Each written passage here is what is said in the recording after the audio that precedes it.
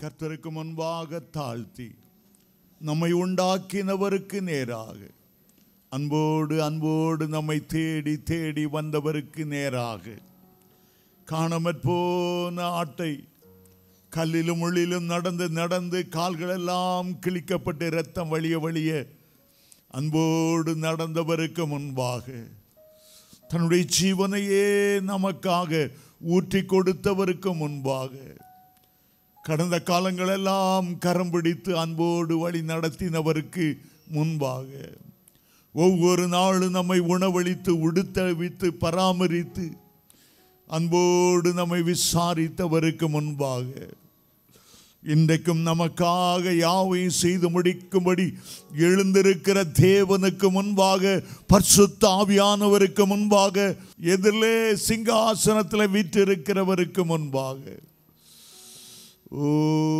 ஆண்டவரை பணிந்து குனிந்து தொழுது கொள்ள கடவோம். ஆராய்ந்து முடியாத பெரிய காரியங்களை அவர் செய்திருக்கிறார். எண்ணி முடியாத நன்மைகளினால் அவர் நம்மை அலங்கரித்திருக்கிறார். நம்மை கனத்தினாலும் மகிமையினாலும் முடிசூட்டி எல்லா சத்துருக்களுக்கு முன்பாக நமக்கு ஒரு பந்தியை ஆயத்தப்படுத்தி இருக்கிறார். பரலோக எண்ணெயை நம்மேல வார்த்து நம்முடைய பாத்திரம் எல்லாம் நிரம்பி வழியும்படி அவ்வளவு கிருபை பாராட்டி இருக்கிறார். அவரை போல நம்மை நேசிக்கிறவர்கள் ஒருவரும் இல்லை. அவரை போல அன்பும் மனதுருக்கம் உள்ளவராய் நம்முடைய கண்ணீரை துடைக்கிறவர்கள் வேறு யாரும் இல்லை. யோர்தானை போல பெருவெள்ளங்கள் நம்மை மோதி அடித்த போது இயேசு ஒருவர் தான் நம்முடைய அருகிலே நின்று இறையாதே அமைதலாயிரு என்று எல்லா கொந்தளிப்பை அமர பண்ணினவர். பாதை தெரியாமல் திகைத்த போதெல்லாம் பாதையை திறந்த வாசலை நமக்கு முன்பாக வைத்து கரம் பிடித்து அழைத்து சென்று அவருக்கு இணையானவர்கள் ஒருவருமே இல்லை. இந்த காலை வேளையில் உன்மேல் மனதுருக்கம் உள்ளவர் உன்னை நோக்கி வந்து கொண்டிருக்கிறார். அவருடைய மகிமை எவ்வளவு பெரியது, அவருடைய மகத்துவம் எவ்வளவு பெரியது, உங்கள் மேல் பாராட்டின அவருடைய கிருபை எவ்வளவு பெரியது. இந்த நாளிலும் அவருடைய இரத்தம், விலையேற பெற்ற இரத்தம், குல்கதா மலையிலிருந்து நம்மை நோக்கி வழிந்து வரட்டும். ஒரு விசை நம்மை கழுவி கழுவி கழுவி அவர் சுத்திகரிக்க விரும்புகிறார். நம்மேல இன்றைக்கு ஒரு புதிய அபிஷேகத்தை வார்த்து உங்களுடைய வாழ்க்கையை முற்றிலுமாய் மாற்றி நீங்கள் எழும்பி பிரகாசிக்க வேண்டும் என்று அவர் ஆவல் கொண்டவராயிருக்கிறார்.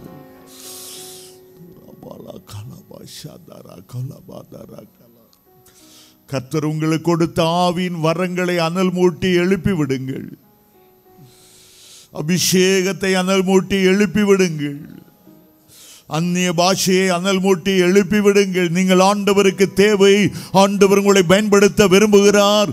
எலியாவின் மேல் இருந்த ஆவியை, அக்கினியை பல ஆயிரம் மடங்கு உங்கள் மேல் வைக்க பிரியப்படுகிறார். கர்த்தர் அபிஷேகம் பண்ணும்படி உங்களை கூர்ந்து நோக்கி கொண்டு உங்களை நோக்கி கடந்து வருகிறார். அவருடைய கையில அபிஷேக தைலம் இருக்கிறது. அவருடைய கரத்திலே அக்கினி அபிஷேகம் இருக்கிறது. யாருக்கு என் அபிஷேகத்தை கொடுப்பே, யாருக்கு என் வல்லமையை கொடுப்பே, யார் எனக்காக எழும்புவார்கள்? அவளோடு கர்த்தருடைய கண்கள் உன்னை நோக்கி பார்த்து கொண்டிருக்கிறது. அப்படியே மென்மையாய் கைகளை உயர்த்தி அந்நிய பாஷைகளை பேச போகிறோம். உன்னுடைய வாயை விரிவாய் திறந்து கர்த்தருக்கு ஒப்பு கொடு. இதுவரை நீ அபிஷேகம் பெறாமல் இருந்தாலும் கர்த்தர் இன்றைக்கு உன்னை நிரப்ப விரும்புகிறார், நிரப்ப விரும்புகிறார், நிரப்ப விரும்புகிறார். தாழ்த்தி உன்னுடைய உள்ளமாகிய பாத்திரத்தை கர்த்தருக்கு நேராய் உயர்த்தி அதை ஏந்தி கொடு. என்னை இன்றைக்கு உம்முடைய அபிஷேகத்தால நிரப்பும் ஆண்டவரே, நிரப்பும் ஆண்டவரே. எல்லாவற்றையும் எல்லாவற்றாலும் நிரப்புகிறவர். கோடிக்கணக்கான மக்களை அபிஷேகத்தால் நிரப்பி உலகம் முழுவதிலும் எழுந்து பிரகாசிக்க உதவி செய்தவர். உன்னை நோக்கி ஒரு வெளிச்சம் வருகிறது, உன்னை நோக்கி ஒரு அக்கினி வருகிறது, உன்னை நோக்கி ஒரு மகிமை வருகிறது. உனக்கு என்ன தேவை என்பதை பரமபிதா அறிந்து உனக்கு உன்னத பலனை தரும்படி அவர் சித்தம் கொண்டிருக்கிறார்.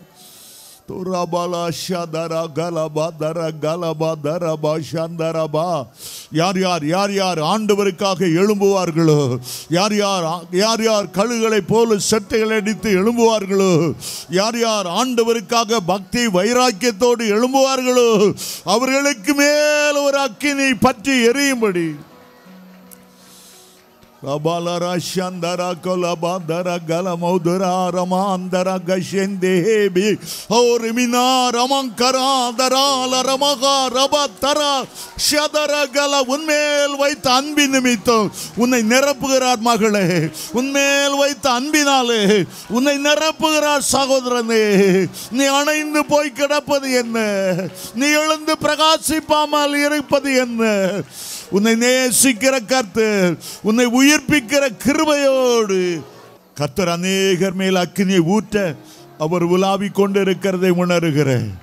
எனக்கு அந்த அபிஷேகம் வேணும், எனக்கு ஒரு அக்கினி வேணும், இன்னைக்கு எனக்கு ஒரு புதிய கிருபை வேண்டும். நான் ஆண்டவருக்காக எழும்பணும். இன்றைக்கு இருக்கிற நிலைமை அல்ல, இன்றைக்கு இருக்கிற சோர்வுகள், அதைரியங்கள், அவிசுவாசங்கள் இயேசுவின் நாமத்தினாலே மாறுவதாக. கைகளை தட்டி அந்த அக்கினியை பெற்றுக்கொள்ளுங்க. ஒவ்வொருவன் மேலும் எலியாவின் தேவனுடைய வல்லமை பலமாய் இறங்கட்ட ஆண்டவரே. கர்மேல் பர்வதத்தை அசைத்ததை போல இந்தியாவை அசைக்கும்படி, இந்தியாவில் எழுப்புதலை உண்டாக்கும்படி பக்தி வைராக்கியத்தின் அக்கினி ரதங்களை எழுப்புவதற்காய் நன்றி.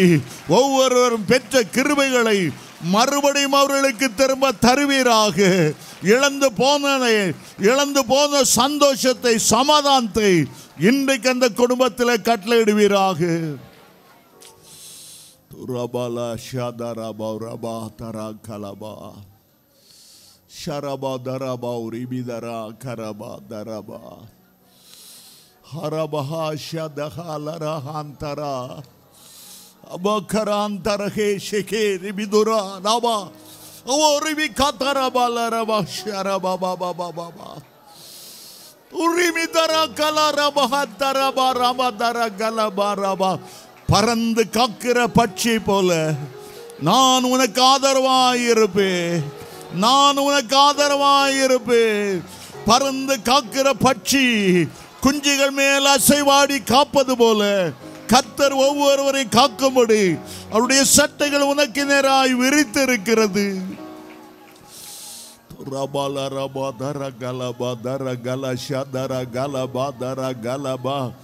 கழுகு தன் குஞ்சுகள் மேல் அசைவாடி அவைகளை தன்னுடைய சட்டையிலே சுமந்து கொண்டு போகிறது போல கர்த்தர் உன்னை சுமந்து கொண்டு வந்தார், உன்னை சுமந்து கொண்டு வந்தார்.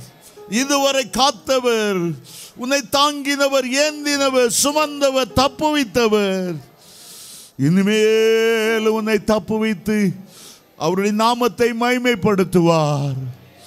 இன்றைக்கு உன்னை சூழ்ந்திருக்கிற எல்லா இருளின் வல்லமையும் விலகி வெளிச்சம் உண்டாகட்டும். ஒரு மகிமை உனக்கு உண்டாகும். இதுவரை உன்னை மகிமைப்படுத்தினவர் இன்னும் உன்னை மகிமைப்படுத்துவார். உன்னுடைய உறவினர்களின் மத்தியிலே நீ அவமானப்பட்டு போவதில்லை. உன்னுடைய தலையை உயர்த்தும்படி அசைக்கப்பட முடியாத ஒரு வல்லமை உனக்கு தருகிறார். பெற்றுக்கொள்வாயாக, பெற்றுக்கொள்வாயாக. இயேசுவின் நாமத்தில் அந்த உன்னத பலனை பெற்றுக்கொள்வாயாக.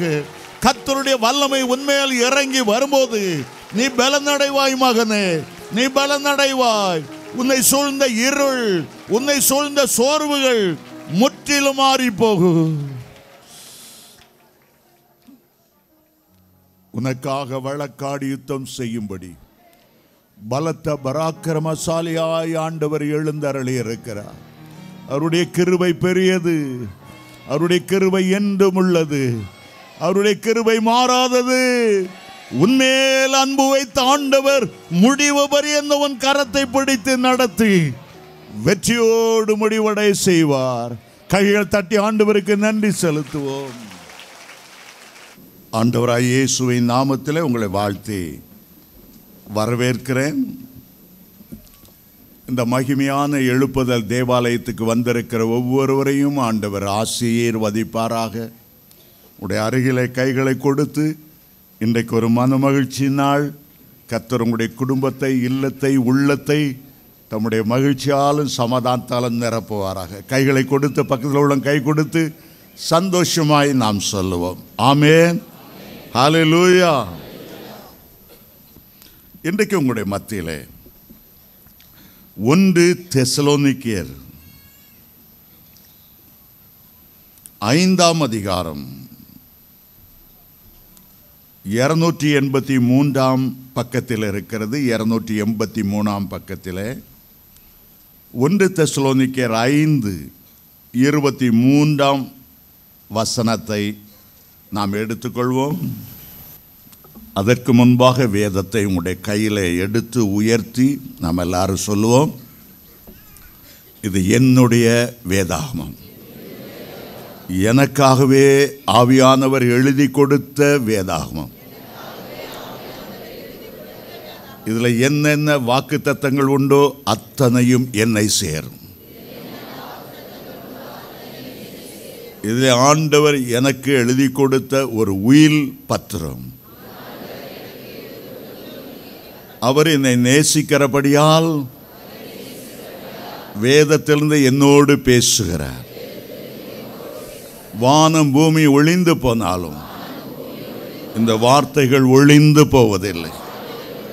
கர்த்தர் எழுதி கொடுத்த வார்த்தைகளுக்காக ஸ்தோத்திரம், வாக்குத்தத்தங்களுக்காக ஸ்தோத்திரம். அது ஆம் என்றும் ஆமேன் என்றும் நிறைவேறும். ஆமேன், ஹல்லேலூயா. அந்த வசனத்தை நாம் எல்லாரும் சேர்ந்து வாசிக்க போகிறோம். 1 தெசலோனிக்கேயர் 5:23. சமாதானத்தின் தேவன் தாமே உங்களை முற்றிலும் பரிசுத்தமாக்குவாராக. உங்கள் ஆவி, ஆத்துமா, சரீரம் முழுவதும் நம்முடைய கர்த்தராகிய இயேசு கிறிஸ்து வரும்போது குற்றமற்றதாய் இருக்கும்படி காக்கப்படுவதாக. அப்போஸ்தலனாகிய பவுல் இந்த வேத வசனத்தை தெசலோனிக்கேயருக்கு மட்டுமல்ல நமக்கும் அவர் எழுதுகிறார். முதலாவது சமாதானத்தின் தேவனை அவர் அறிமுகப்படுத்துகிறார். பிதாவாகிய தேவனுண்டு, குமாரனாகிய தேவனுண்டு, பரிசுத்த ஆவியானவராகிய தேவனுண்டு. நம்முடைய தேவனை நாம் திருத்துவ தேவன் என்று அழைக்கிறோம். திருத்துவ தேவன் ஒரு காரியத்தை செய்கிறார். முதலாவது சமாதானத்தை தருகிறார், பின்பு நம்மை பரிசுத்தப்படுத்துகிறார். பரிசுத்தப்படுத்தும் போது நம்முடைய ஆவி, ஆத்துமா, சரீரம் முழுவதையும் பரிசுத்தப்படுத்துகிறார். ஆகவே அப்போஸ்தலனாகிய பவுல் எழுதுகிறார், நம்முடைய ஆண்டவராகிய இயேசு கிறிஸ்து வரும்போது உங்களுடைய ஆவி, ஆத்துமா, சரீரம் முழுவதும் குற்றமற்றதாய் பரிசுத்தமாய் காக்கப்படுவதாக. இன்றைக்கு என்னுடைய செய்தியினுடைய தலைப்பு திரியேக தேவன் தருகிற பரிசுத்தம்.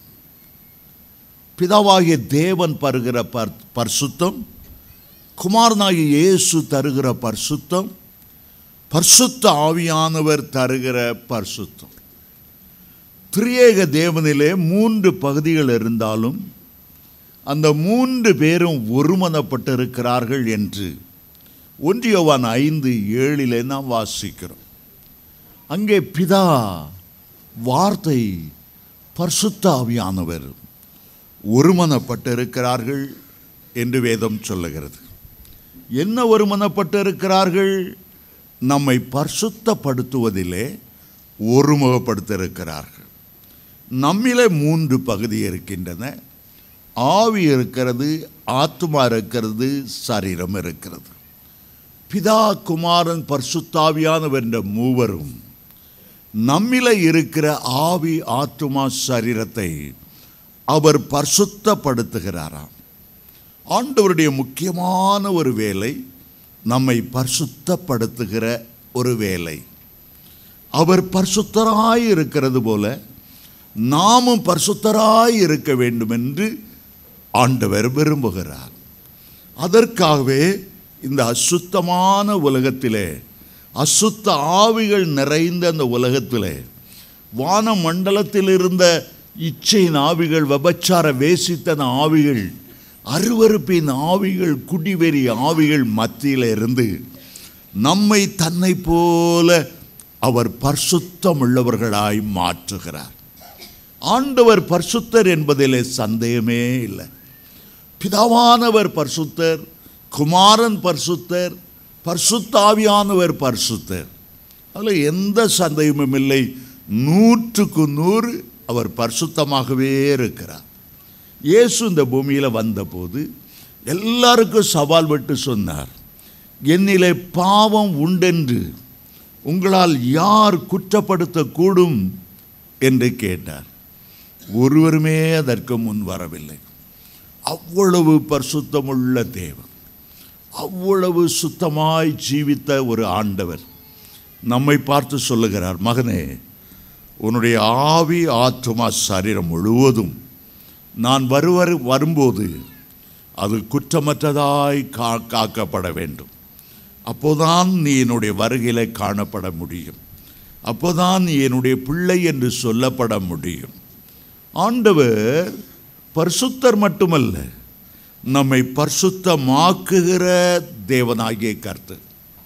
அதை எபிரேய மொழியிலே யெகோவா மெக்கதேஸ் என்று சொல்லுவார்கள். யெகோவா மெக்கதேஸ் என்றால் அவர் என்னை பரிசுத்தத்தோடு கடைசி வரை பாதுகாக்கக்கூடியவர். ஆம், அருமையான தேவனுடைய பிள்ளைகளே, நம்மை பரிசுத்தமாய் பாதுகாக்க வேண்டும் என்பதற்காகத்தான் ஆண்டவர் தம்முடைய சிலுவையில் பரிசுத்த இரத்தத்தை சிந்தி கொடுத்தார். பரிசுத்தம் எங்கே ஆரம்பமாகிறது? எங்கே பரிசுத்தம் உற்பத்தி செய்யப்படுகிறது? அந்த கல்வாரி மலையிலே, கொல்கதா மேட்டிலே இயேசுடைய சிலுவைக்கு முன்பாக வந்து நிற்கும்போதுதான் அவருடைய குற்றமில்லாத மாசற்ற ஆட்டுக்குட்டியின் இரத்தம் நம்மேல விழுந்து பாவங்களரை கழுவி நம்மில் பரிசுத்தத்தை ஆரம்பித்து வைக்கிறது. ரெண்டாவது, நம்முடைய பரிசுத்தத்துக்காக பரிசுத்த ஆவியானவர் வழிமுறைகளை சொல்லிக் கொடுக்கும்படி இந்த பரிசுத்த வேதாகமத்தை அருளை செய்திருக்கிறார். அவர் பரிசுத்தமுள்ளவர், பரிசுத்த ஆவியானவர். இந்த புத்தகம் பரிசுத்தம் உள்ளது, பரிசுத்த வேதாகமம். ஆகவே இதில் உள்ள வார்த்தைகள் மற்ற புத்தகத்தை போல அல்ல. இது ஆவியாயும் ஜீவனமாயும் இருக்கிறது. நமக்குள்ளே பரிசுத்தத்தை அது கொண்டு வருகிறது. மூன்றாவதாக, நாம் பரிசுத்தமாய் வாழ்வதற்கு சபை கூடுதலை கொண்டு வந்தார். பரிசுத்தாவின் அபிஷேகத்தை நம்மேல ஊற்ற ஆரம்பித்தார். நாம் பரிசுத்தமாய் வாழ்வதற்கு என்று ஜெப ஆவியை, விண்ணப்பத்தின் ஆவியை, மன்றாட்டின் ஆவியை ஊற்ற ஆரம்பித்தார். எவ்வளவு பரிசுத்தமுள்ள தேவனை நாம் கிட்டி சேருகிறோமோ அவ்வளவு நாம் பரிசுத்தமாய் இருப்போம். ஆண்களை குறித்து 2 தீமோத்தேயு 2ஆம் அதிகாரம் 8ஆம் வசனத்தில் அவர் சொல்லுகிறார், பரிசுத்த புருஷர்கள் தங்களுடைய பரிசுத்தமான கைகளை உயர்த்தி எல்லா இடங்களிலும் ஆண்டவரை துதிக்க வேண்டும் என்று அவர் விருப்பத்தை சொன்னார். அதுபோல 1 பேதுரு 3ஆம் அதிகாரம் 4ஆம் வசனத்தில் அழியாத அலங்கரிப்பாய் இருக்கிற சாந்தமும் அலங்காரமான ஆவியினாலே உள்ளத்தில் மறைந்திருக்கிற குணமே சிறந்த குணம் என்று எழுதுகிறார். பரிசுத்தம் அவ்வளவு முக்கியம். பரிசுத்தம் அவ்வளவு முக்கியம். ஆண்டவரை அப்பா, பிதாவே என்று அழைப்பதற்கு பரிசுத்தம் மிக மிக மிக முக்கியம். சாத்தானை எதிர்த்து நிற்பதற்கு, பில்லி சூனியங்களை எதிர்த்து நிற்பதற்கு பரிசுத்தம் மிக மிக மிக அவசியம். குற்ற மனசாட்சி பரிசுத்தத்துக்கு விரோதமாக நாம் செவிக்க முடியாதபடி நம்மை தடுக்கிறது. பரிசுத்தமாய் இருக்கிறவனில்தான் ஆவின் வரங்கள் செயல்படும். பரிசுத்தமாக இருந்தால்தான் கர்த்தருடைய வருகையில் காணப்பட முடியும். பரிசுத்தவான்களின் தேசமாகிய பரலோகத்தில் நாம் இடம் பெற முடியும். பரலோகத்தில் அசுத்தங்கள் ஒன்றும் இருப்பதில்லை. பரலோகத்தில் தீமை செய்கிற பிசாசின் வல்லமைகள் செயல்படுவதும் இல்லை. அது முழுக்க முழுக்க பரலோகம் ஒரு தேவனுடைய சன்னிதானம். அருமையான தேவனுடைய பிள்ளைகளே, இந்த கடைசி நாட்களில் சாத்தான் அசுத்தங்களை வெள்ளம் போல கட்டவிழ்த்து விட்டு இருக்கிறான். எல்லார் கையிலும் மொபைல் இருக்கிறது. அதில் 100% வாலிபர் கையில் இருக்க டெலிஃபோன் மூலத்து அவ்வளவும் பிசாசு கூட்டம் தான் உள்ளே இருக்கிறது. அது வாட்ஸ்அப் அனுப்பினாலும் சரி, மற்றவர்களை கவர்ச்சிக்கக்கூடிய பாவத்துக்கு இழுக்கக்கூடிய ஒன்று இருந்தாலும் சரி, வீண் வார்த்தைகள் புறப்படுகிற இடமானாலும் சரி, இந்த மொபைலுக்குள்ளே அவ்வளோ குட்டி சாத்தான்கள் இருக்கிறது. ஆகவே தான் தேவனுடைய பிள்ளைகள் இன்றைக்கு பூமியில் கட்டவிழ்க்கப்பட்டிருக்கிற இச்சைகளின் ஆவிகளை குறித்து நாம் எச்சரிக்கையாக இருக்க வேண்டும்.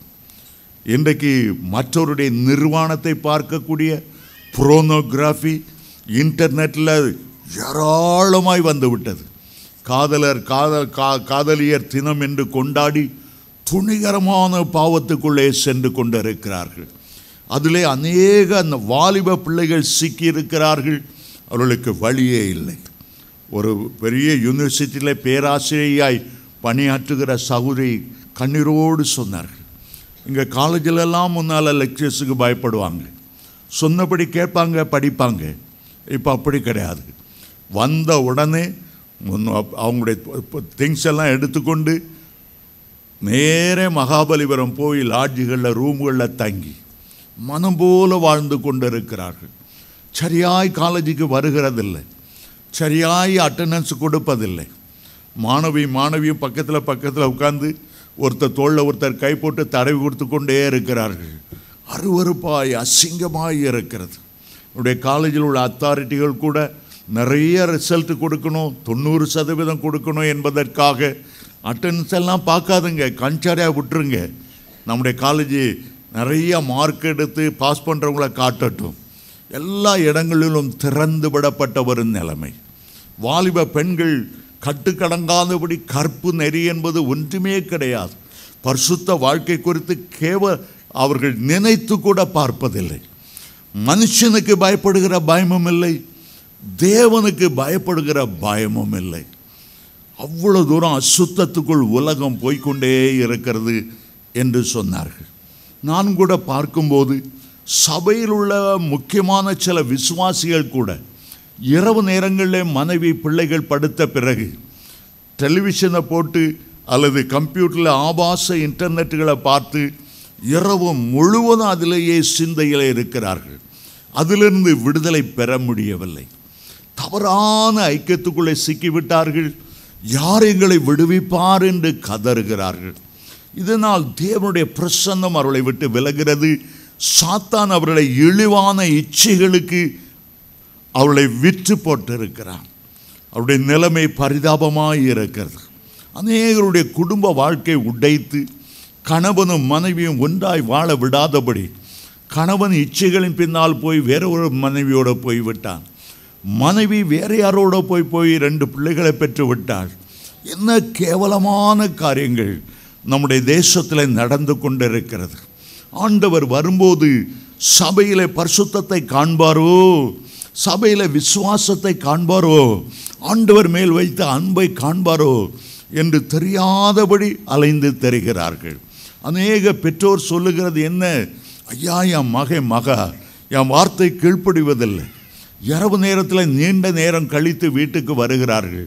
ஏதோ ஒரு பிரச்சனையில் மாட்டி விட்டான், கஞ்சாவில் மாட்டி விட்டான், அந்நிய தொடர்பில் மாட்டிக்கொண்டான், ஒரு விபச்சார ஆவி அவனை பற்றி பிடிக்கிறது. என்ன செய்வதென்று தெரியவில்லை என்று அவர்கள் வேதனைப்படுகிறார்கள். அருமையான தேவனுடைய பிள்ளைகளே, ஆண்டவர் ஒருவர் தான் நீங்கள் எதிர்பார்த்திருக்கிற பரிசுத்தத்தை தரக்கூடும். உண்மையிலேயே முதலாவது உங்களுக்கு பரிசுத்தத்தின் மேல் ஒரு ஆர்வம் ஏற்படணும். பரிசுத்தத்தின் மேல் ஒரு பசி தாகம் இருக்கணும். நான் ஒரு தடவை விழக்கூடாது.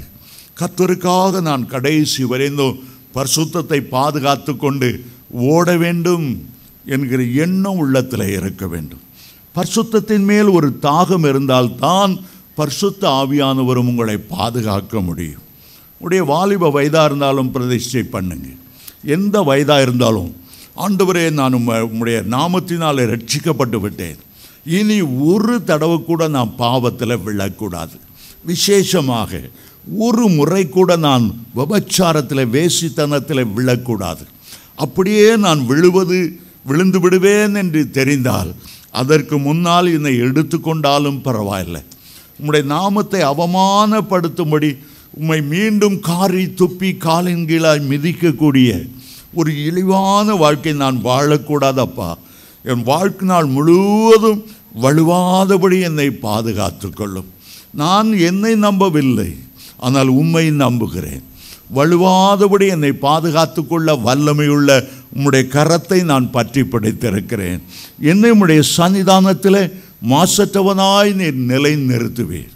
சங்கீதக்காரன் சொல்லுகிறான், ஆண்டவரே என் கால் சறுக்கும் போது உம்முடைய கிருபை என்னை தாங்கி கொள்ளும், உம்முடைய கிருபை என்னை ஏந்தி கொள்ளும்.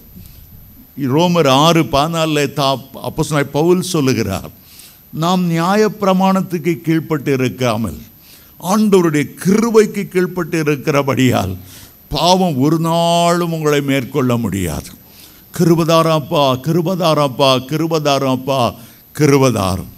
தூய அகஸ்டின் அவர்கள் காலையில் எழும்பும்போது தன்னுடைய ஒவ்வொரு சரீரத்தையும் அவயவத்தையும் ஆண்டவருடைய கரத்தில் கொடுத்து, கிருபை நாவி என்னை தாங்கி கொள்ளட்டும், கிருபை நாவி என்னை வழி நடத்தட்டும், கிருபை நாவி என்னை ஒரு அக்கினி மதிலை போல சூழ்ந்திருக்கட்டும். காலையில் எழும்புவதற்கு முன்பாக 2 மணி நேரம் 3 மணி நேரம் உம்முடைய கிருபை, உம்முடைய கிருபை, உம்முடைய கிருபை, உம்முடைய கிருபை, உம்முடைய கிருபை நாவி என்னை பாதுகாத்து கொள்ளட்டும். ஹல்லேலூயா. டாக்டர் கிளிஃபர்ட் குமார் அவர்களை பார்த்து ஒரு முறை நான் கேட்டேன், கடைசி வரை விழாமல் பாதுகாக்க என்ன செய்ய முடியும்? கடைசி வரை பரிசுத்தத்தோடு பாதுகாத்து கொண்டு என்னுடைய ஓட்டத்தை வெற்றியோடு ஓடி முடிக்க என்ன செய்யணும்? அவர் சொன்னார், எப்போதும் உன்னை தாழ்த்தி இயேசுவே இயேசுவே இயேசுவே. வேதம் சொல்லுகிறது, ஏசாயா 45:22, பூமியின் குடிகளே என்னை நோக்கி பாருங்கள். ஒவ்வொரு சோதனை வரும்போதும் கூட, ஒவ்வொரு பிரச்சனை வரும்போது கூட, இயேசுவே இயேசுவே இயேசுவே நான் விழாதபடி காத்துக்கொள்ளும், இயேசுவே உம்முடைய கிருபை என்னை பாதுகாத்து கொள்ளும். கூப்பிடும்போது ஆண்டவர் எந்த பாவ சோதனையும் உங்களை மேற்கொள்ளாதபடி அவர் பாதுகாத்து கொள்ள வல்லவராயிருக்கிறார். அருமையான தேவனுடைய பிள்ளைகளே, நம்முடைய இந்தியா தேசத்தில் எவ்வளோ ரிஷிகள், எவ்வளோ முனிவர்கள், எவ்வளோ சாதுக்கள், எவ்வளவோ சன்னியாசிகள், அவர்களுக்கு கூட பரிசுத்தமாய் வாழ வேண்டும் என்று ஒரு ஆசை. ஆகவே தான் அவர்கள் குடும்பத்தை துறந்து துறவிகளாய் மாறி எமயமலை சாரில் போய் அவர்கள் தவம் இருக்கிறார்கள். ஆணிகள் நிறைந்த படுக்கையில் படுத்து கொள்ளுகிறார்கள், சரீரத்தை ஒடுக்குகிறார்கள். சிலரை பார்த்தால் சவுக்கை எடுத்து தங்களையே அடித்து கொள்ளுகிறார்கள். கழுத்தளவு தண்ணீரில் இறங்கி 1000 ஸ்லோகங்களை சொல்லி அப்படியாவது பரிசுத்தத்தை அடைந்து விடலாமா என்று எண்ணுகிறார்கள். இலங்கைக்கு போனால் நிறைய புத்த ரிஷிகளை, புத்த துறவிகளை நீங்கள் பார்க்கலாம். தலை மொட்டையடித்து மஞ்சள் நிறமான ஒரு துணியை 13ஆய் கிழித்து அதை தைத்து சரீரத்தில் போர்த்து கொண்டு நடப்பார்கள். முந்தின காலத்திலெல்லாம் புத்த சந்நியாசிகள் கையில் ஒரு மயில் தோகை வைத்து வழியெல்லாம் பெருக்கி கொண்டு ஒரு எறும்புக்கு கூட தீங்கு செய்யக்கூடாது, பரிசுத்தத்தை பாதுகாத்து கொள்ள வேண்டும் என்று விரும்புவார்கள். ஆனால் அவர்களை பார்த்து, இவ்வளோ நீங்கள் செய்கிறீங்களே, இவ்வளோ உங்களுடைய சரீரத்தை வருத்தி கொள்கிறீங்களே, இவ்வளோ சுலோகங்களை சொல்லுகிறீங்களே, பரிசுத்தமாய் வாழ முடிகிறதா? பரிசுத்தமாய் வாழ முடிகிறதா?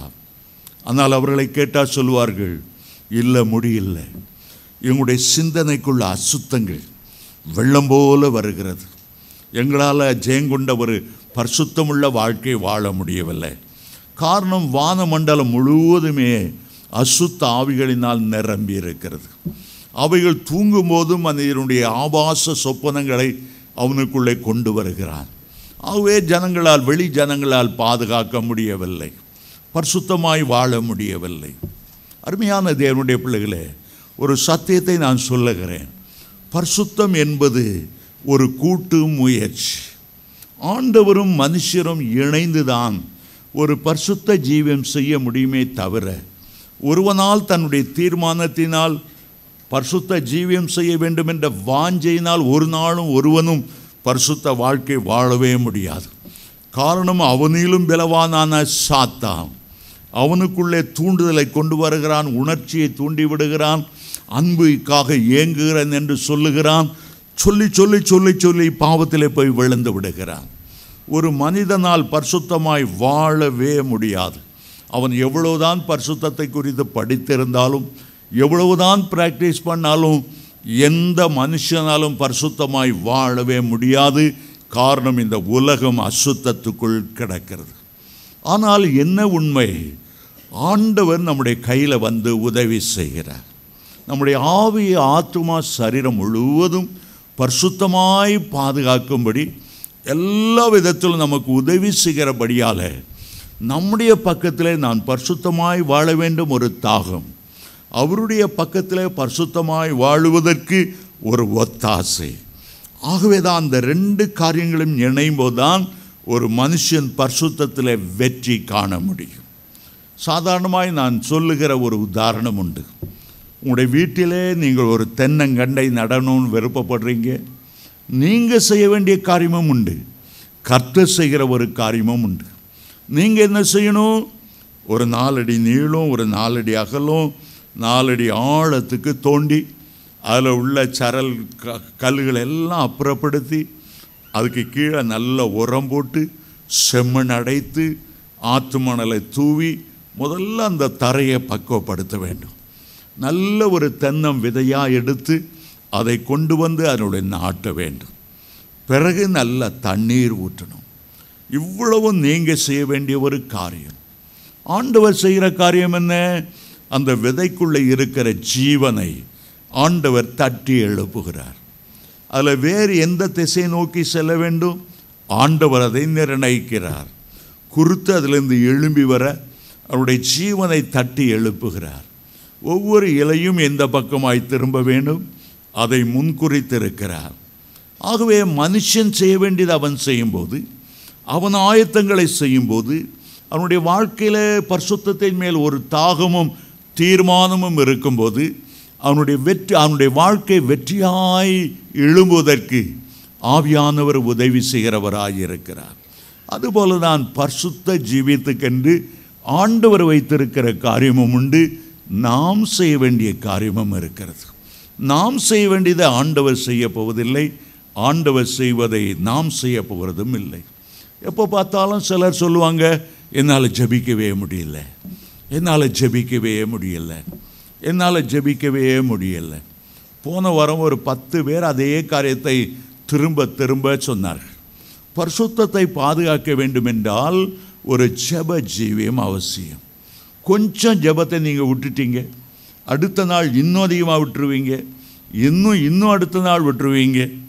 ஒரு அடிப்பம்பை அடிச்சுட்டே இருந்தால் தான் தண்ணி வரும். அப்படியே விட்டுட்டீங்கன்னா திருப்பி அடித்தா தண்ணி வராது, திருப்பி அடித்தா தண்ணி வராது.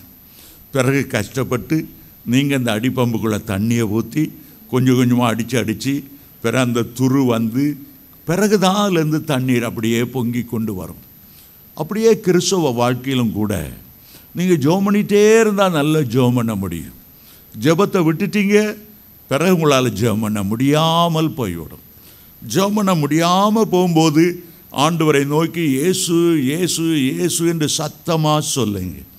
ஜெபம் பண்ண முடியாமல் போகும்போது அந்த சிலுவையினுடைய காயங்களை தியானிங்க.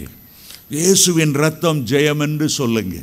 ஒரு 5 நிமிஷம் அப்படி சொல்லிட்டாலே ஜெபிக்க முடியாத இருளின் வல்லமையெல்லாம் உங்களை விட்டு நீங்கி போகும். ஆவியானவரை கூப்பிடுங்க.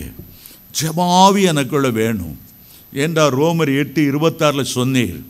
ஜெபிக்க முடியாத பலவீனம் வரும்போது ஆவியானவரே நீர் எங்களுக்கு உதவி செய்கிறவர். ஏற்றபடி விண்ணப்பம் செய்ய வேண்டியது இன்னதென்று எங்களுக்கு தெரியவில்லை, ஆகவே நீர் எங்களுக்காக உதவி செய்யும். அருமையான தேவனுடைய பிள்ளைகளே, பிதா, குமாரன், பரிசுத்த ஆவியானவர் 3 பேரும் நம்முடைய பரிசுத்தத்தில் வாஞ்சை உள்ளவர்களாக இருக்கிறார்கள். ஆகவே பிதாவாகிய தருகிற தேவன் தருகிற பரிசுத்தம் என்ன, குமாரனாய் இயேசு தருகிற பரிசுத்தம் என்ன, பரிசுத்த ஆவியானவர் தருகிற பரிசுத்தம் என்ன, இந்த 3 காரியங்களையும் இன்றைக்கு நாம் தியானிக்க போகிறோம். முதலாவது பிதாவிடத்தில் இருந்து வருகிற பரிசுத்தம். பிதா மிகுந்த கண்டிப்பானவர். ஒழுக்கத்தில் இப்படித்தான் நடக்க வேண்டும் என்று திட்டமும் தெளிவுபடுத்தி இருக்கிறவர். உலகத்தார் மனம் போல வாழலாம், ஆனால் இஸ்ரவேல் ஜனங்களை வனாந்தரத்தை கொண்டு வந்தபோது இப்படித்தான் வாழ வேண்டும், இதன் அடிப்படையில் தான் வாழ வேண்டும், உன்னுடைய மனது மாம்சம் விரும்பினவைகளை நீ செய்யக்கூடாது என்று சொல்லி 10 பிரமாணங்களை எழுதி கொடுத்தார். இந்த பிரமாணங்களின் பழிபடி நீங்கள் நடக்கும்போது தான் உங்களுடைய பரிசுத்தத்தை பாதுகாத்துக் கொள்வீர்கள். ஆகவே உலகத்தாரை போல உங்களை அவர் நடத்தவில்லை, உங்களை அவர் தனக்கென்று தெரிந்து கொண்டார். உபாகமம் 7ஆம் அதிகாரம் 6ஆம் வசனத்தில் சொல்லுகிறார், இந்த உலகத்தில் உள்ள இந்த பூச்சக்கரத்தில் உள்ள எல்லா ஜனங்களிலும் கர்த்தர் உன்னை தனக்கென்று பரிசுத்த ஜனமாய் அவர் தெரிந்து கொண்டார். உங்களை பரிசுத்தமான பிள்ளைகளாக, பரிசுத்தமான ஜாதியாக, பரிசுத்தமான ஜனமாக ஒரு திரள் கூட்டம் உலகத்தின் மத்தியிலே உங்களை தெரிந்து கொண்டார். ஆகவே யூதா தன்னுடைய நிருபத்தை எழுதும்போது முதல் வசனத்தில் பிதா தருகிற பரிசுத்தத்தை குறித்து எழுதுகிறார். பிதாவாகிய தேவனால் பரிசுத்தமாக்கப்பட்டவர்களுக்கு எழுதுகிறதாவது, பிதாவானவர் பரிசுத்தத்தை விரும்புகிறார். பிதாவினால் பரிசுத்தமாக்கப்பட்ட ஒரு ஜனம், ஒரு கூட்டம். ஆகவே தான் 1 தெசலோனிக்கர் 4:7 உங்களை அசுத்தத்துக்கு அல்ல, உங்களை பரிசுத்தத்துக்கே ஆண்டவர் அழைக்கிறார். நீங்கள் பரிசுத்தமுள்ள தேவனுடைய பிள்ளைகள். அப்பா பிதாவே என்று அவரை கூப்பிடணும்னா அவருக்கு ஏற்ற பரிசுத்தம் உங்களில் இருக்க வேண்டும். ஆகவே பிதாவாகிய தேவன் எப்போதும் பரிசுத்தர், பரிசுத்தர், பரிசுத்தர்.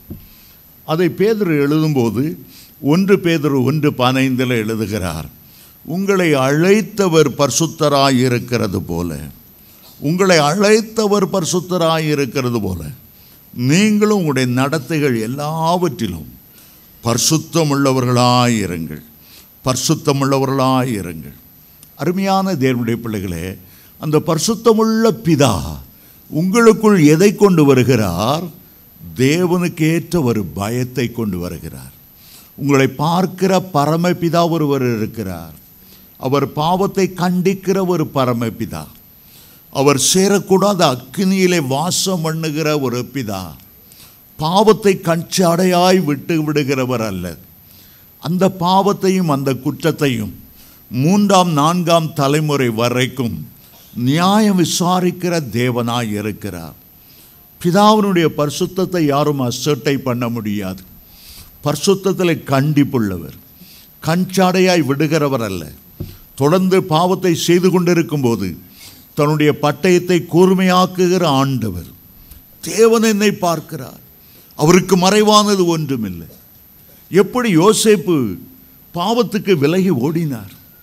அவருடைய சொந்த எஜமாட்டி பாவத்துக்கு கூப்பிடும்போது நல்ல வாலிப வயதில் நிரம்பி அழகாயிருந்த அவர் எப்படி தப்பி ஓட முடிந்தது?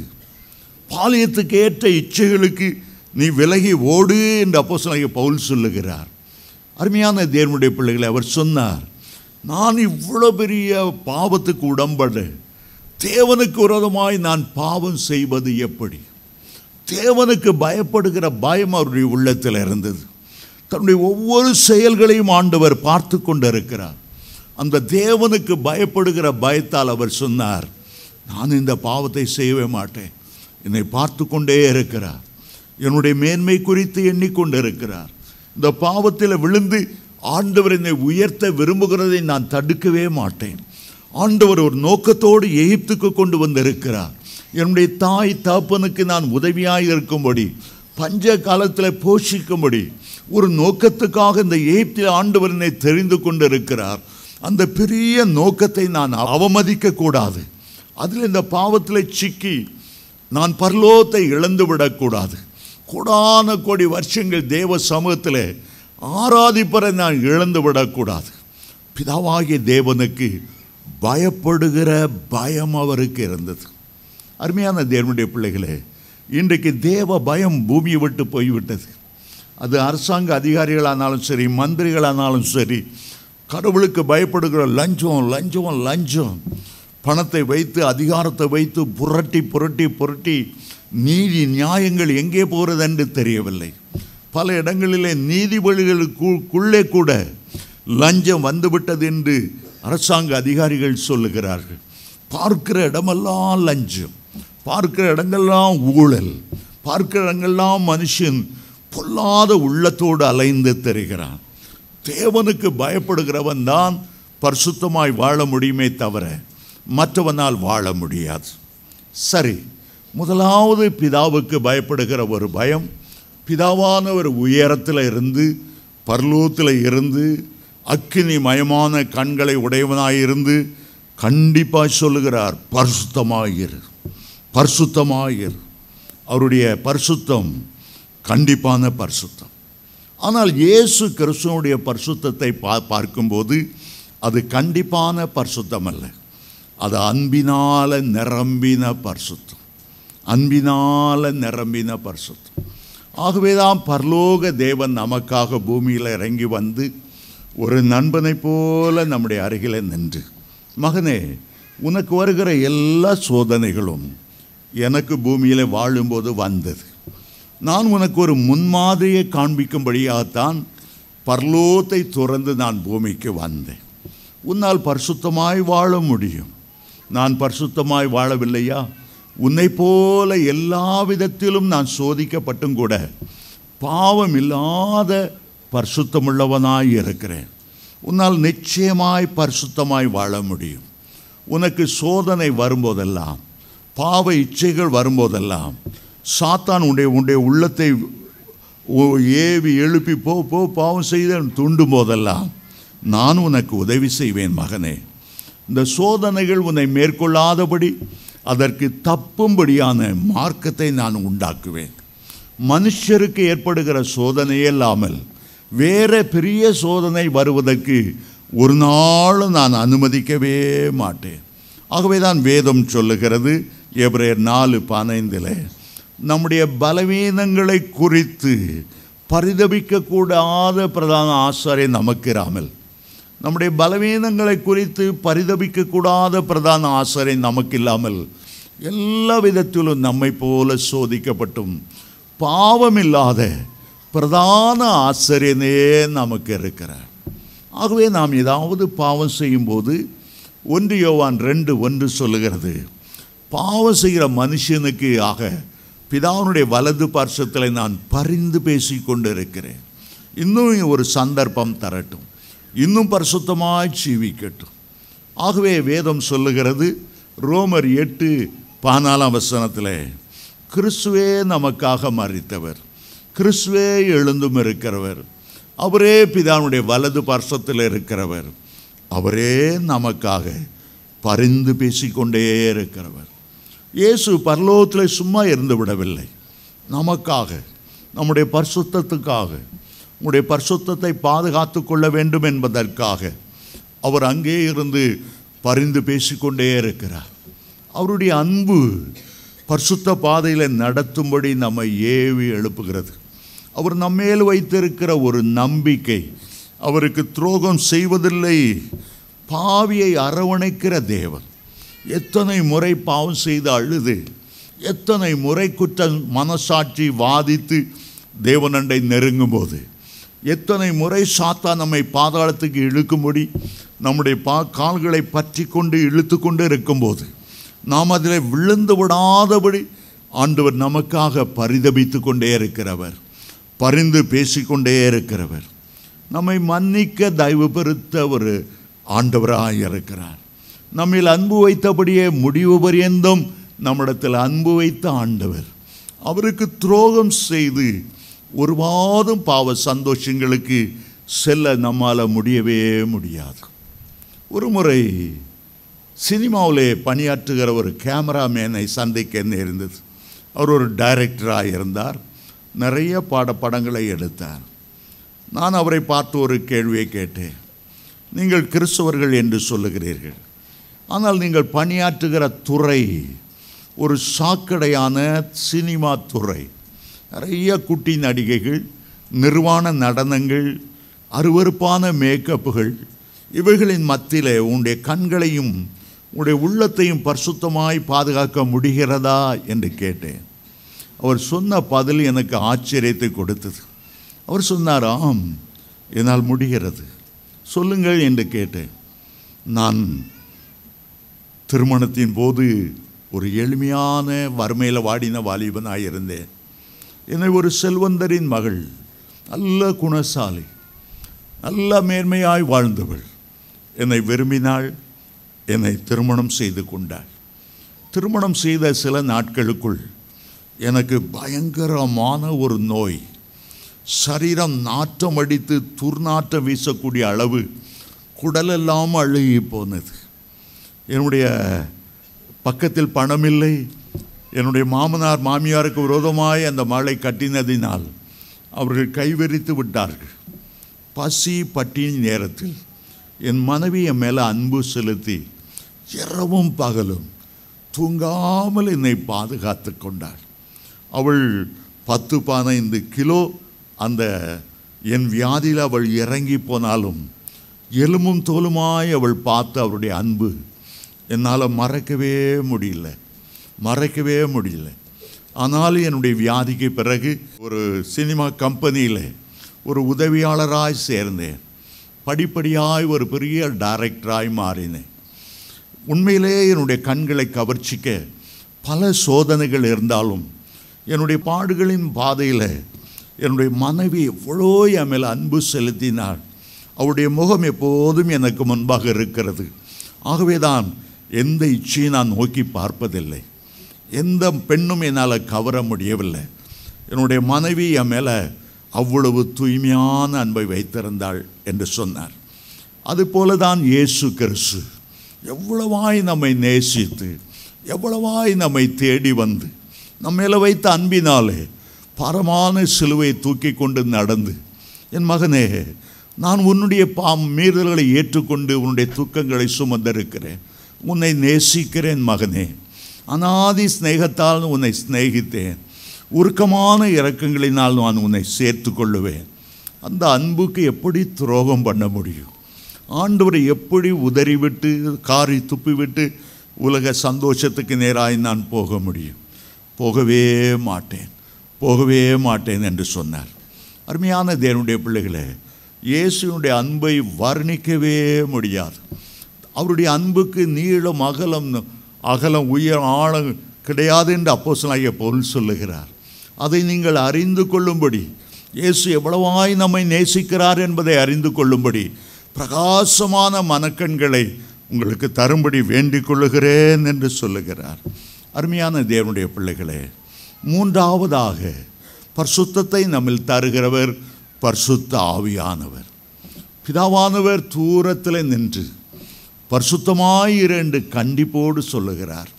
குமாரனாய் இயேசு நம்முடைய அருகிலே ஒரு நண்பனை போல முன்மாதிரியான வாழ்க்கை வாழ்ந்து காட்டி அரவணைக்கிற அன்பை கூறி திரும்ப நம்மை தூக்கி எடுத்து திரும்ப நம்மை கழுவி சுத்திகரித்து திரும்ப மன்னிக்க தயவுள்ளவராய் இருக்கிறார். ஆனால் பரிசுத்த ஆவியானவர் தருகிற அந்த பரிசுத்தம் நேராய் அங்கே நம்முடைய உள்ளத்துக்குள்ளே இறங்கி வந்து விடுகிறார். நமக்குள்ளே தங்கி விடுகிறார்.